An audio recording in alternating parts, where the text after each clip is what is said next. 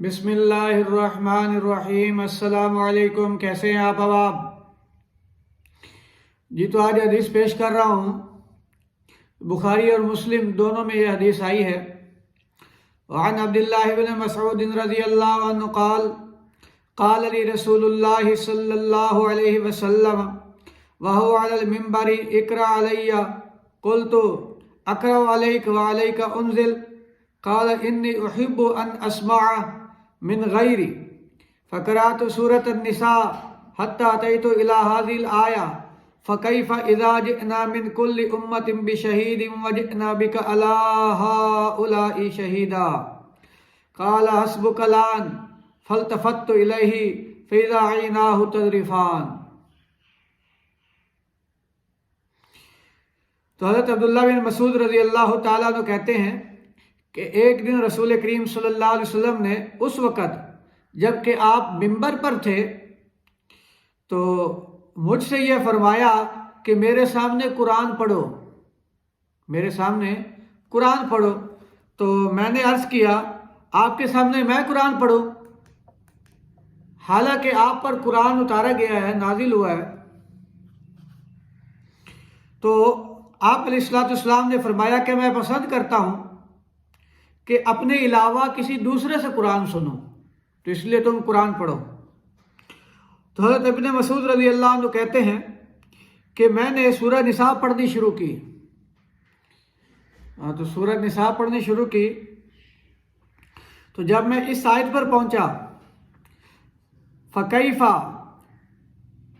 اِذَا جِئْنَا مِن كُلِّ أُمَّةٍ بِشَهِيدٍ وَجِئْنَا بِكَ عَلَىٰ هَٰؤُلَاءِ شَهِيدًا، جس کا ترجمہ یہ ہے کہ بھلا اس قیامت کے دن یہود وغیرہ کا کیا حال ہوگا جب ہم ہر امت میں سے ایک گواہ بلائیں گے، یعنی ہر امت کا نبی اس دن اپنی امت کے افعال و احوال کی گواہی دے گا، اور ہم آپ صلی اللہ علیہ وسلم کو اس امت کا گواہ بنا کر لائیں گے۔ تو آپ صلی اللہ علیہ وسلم نے فرمایا کہ بس اب رک جاؤ، کیونکہ مطلب یہ کہ میں اس آیت میں مستغرق ہو گیا ہوں، اس میں غور و فکر جو ہے وہ کر رہا ہوں۔ پھر جب میں آپ صلی اللہ علیہ وسلم کی طرف متوجہ ہوا تو میں کیا دیکھتا ہوں کہ آپ صلی اللہ علیہ وسلم کی آنکھوں سے آنسو بہہ رہے ہیں، کافی سارے آنسو جو ہیں وہ آپ کی آنکھوں سے بہہ رہے ہیں۔ تو بہرحال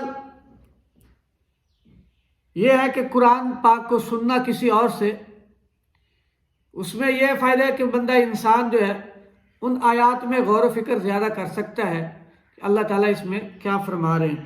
تو یہ بھی سنت ہے کسی اور سے قرآن کو سننا۔ نبی پاک علیہ السلام نے حضرت عبداللہ بن مسعود سے سنا، اور جو حضرت عبداللہ بن مسعود نے فرمایا کہ قرآن آپ پر اتارا گیا، تو مطلب یہ کہ قرآن جیسا آپ پڑھ سکتے ہیں ویسا ہم تو نہیں پڑھ سکتے، آپ کے سامنے میں کیسے پڑھوں؟ قرآن پڑھنے کا حق آپ ادا کر سکتے ہیں، آپ پڑھیں۔ تو آپ علیہ السلام نے فرمایا کہ میرا دل چاہتا ہے کہ میں اپنے علاوہ کسی اور سے قرآن سنوں۔ تو دوسرا یہ کہ آپ صلی اللہ علیہ وسلم اس آیت پر روئے کیوں؟ آپ کی مبارک آنکھوں سے آنسو کیوں نکلے؟ تو اس آیت میں قیامت اور اس کی قیامت کا ذکر ہے۔ تو حضور اکرم صلی اللہ علیہ وسلم اس دن کی ہولناکیوں اور اپنی امت کے ذوف کو یاد کر کے تو آپ صلی اللہ علیہ وسلم کے آنسوں سے آنسو نکلے۔ تو یہ اس بات کی دلیل ہے کہ حضور اکرم صلی اللہ علیہ وسلم کو اپنی امت سے بہت زیادہ محبت تھی اور بہت زیادہ آپ شفقت فرماتے تھے۔